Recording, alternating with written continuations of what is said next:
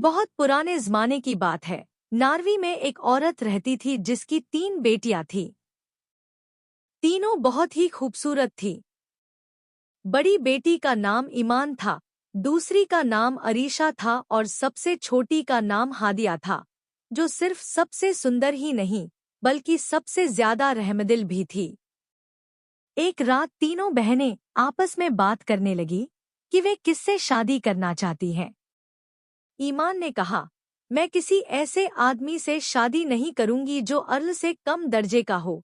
यह सुनकर अरीशा बोली, और मैं भी किसी ऐसे आदमी से शादी नहीं करूंगी जो लॉर्ड से कम हो। यह सुनते ही सबसे छोटी हादिया ने शरारत से सिर हिलाया। उसकी आंखों में हल्की सी चमक थी और वह मुस्कराकर बोली, इतना घमंड क्यों? अगर मेरी बात हो तो मैं नार्वी के गुलाबी बैल से भी शादी कर लूंगी।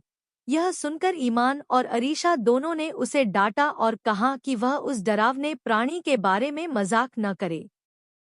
अगली सुबह 6 घोड़ों वाली एक शानदार बग्घी घर के सामने आकर रुकी।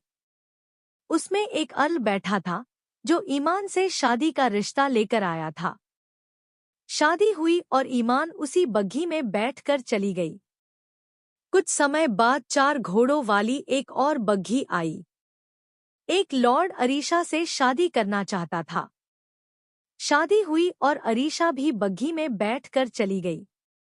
अब घर में सिर्फ हादिया बची थी, सबसे छोटी, सबसे सुंदर और सबसे रहमदिल। वह अपनी माँ की आंखों की ठंडक बन गई थी। आप सोच सकते हैं माँ पर क्या बीत रही होगी।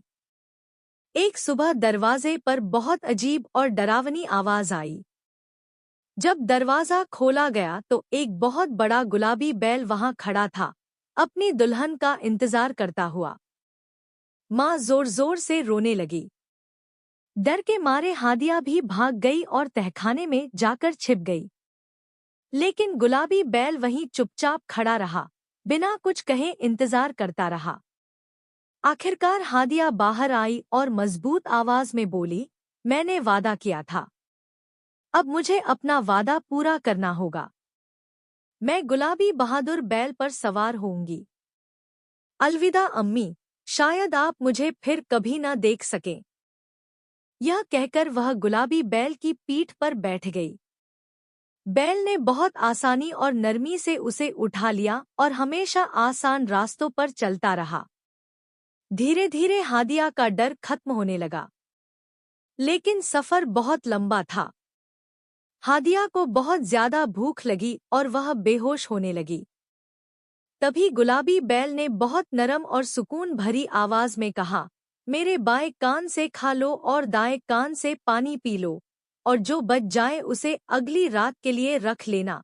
हादिया ने वैसा ही किया। वे सफर करते रहे। खतरनाक जंगल आए, सुनसान रास्ते आए, लेकिन गुलाबी बैल कभी खाने या पीने के लिए नहीं रुका। वह बस हादिया को उठाकर चलता रहा।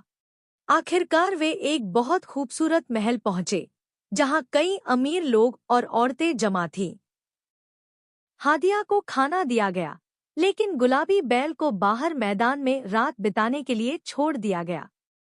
अगली सुबह सूरज निकलते ही गुलाबी बैल फिर आ गया, हादिया को ले जाने के लिए तैयार। हादिया उसकी पीठ पर बैठी और वे फिर चल पड़े, घने जंगलों और ऊंचे पहाड़ों से गुजरते हुए। रास्ते में अचानक गुलाबी बैल लंगड़ाने लगा। हादिया ने तुरंत देखा कि उसके पैर में कांटा चुभा हुआ है। उसने झुककर बहुत ध्यान से कांटा निकाल दिया। अचानक उसके सामने कोई डरावना जानवर नहीं था, बल्कि एक बहुत ही खूबसूरत राजकुमार था, जो आजादी के लिए गिड़गिड़ा रहा था। वह हादिया के पैरों में गिर पड़ा और बोला, तुमने यह क्या कर दिया? तुम्हें मुझ पर रहम नहीं करना चाहिए था। अब हम बड़े खतरे में हैं। तुमने इंसान बन चुका था। वे फिर से सफर पर निकल पड़े, हर रास्ते में संभल कर चलते हुए और खतरों से बचते हुए। आखिरकार वे एक बहुत सुंदर वादी में पहुंचे। वहां रंगबिरंगी तितलियां उड़ रही थीं।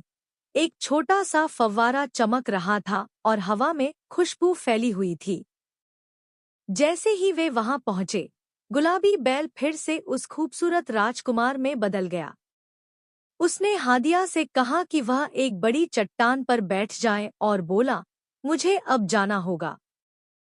तुम यहीं बैठी रहना, एक कदम भी नहीं हिलना। अगर सब कुछ नीला हो जाए तो समझना मैं कामयाब हो गया हूँ, और अगर सब कुछ लाल हो जाए तो समझना मैं मर गया हूँ। यह कहकर वह जोर से दहाड़ा और अपने दुश्मन के पीछे चला गया। हादिया बिल्कुल चुपचाप चट्टान पर बैठी रही।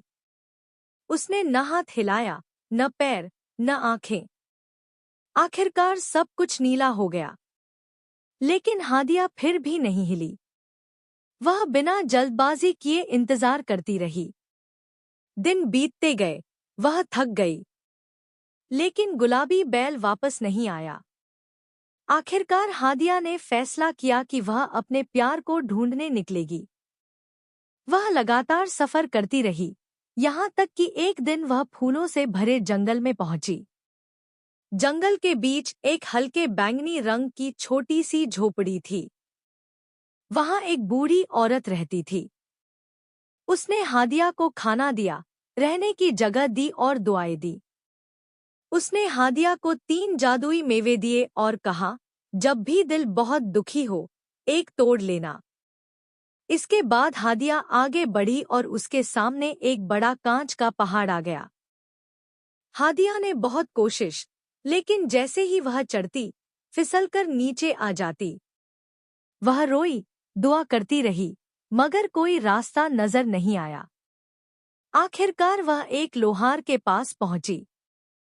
लोहार ने कहा, अगर तुम 7 साल और 7 दिन ईमानदारी से काम करोगी, तो मैं तुम्हें लोहे के जूते दूंगा।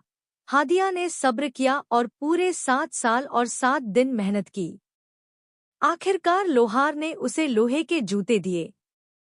उन जूतों की मदद से हादिया कांच के पहाड़ पर चढ़ गई। पहाड़ के उस पार उसने देखा कि वही राजकुमार एक महल में बैठा है और उसके पास एक जादूगरनी औरत है जो उससे शादी करने वाली है। यह देखकर हादिया का दिल टूट गया। रात में कमरे में आई और उदास आवाज में गाना गाया, तो राजकुमार ने उसकी आवाज पहचान ली। उसे सब कुछ याद आ गया। जादू। हादिया ने सारी मुश्किलें पार की। राजकुमार को जादू से आजादी मिली। दोनों खुश होकर महल लौटे। महल फूलों और रोशनी से सजाया गया। राजकुमार और हादिया तैयार हुए। अंत में उनकी शादी हुई। दोनों ने प्यार और साथ का वादा किया।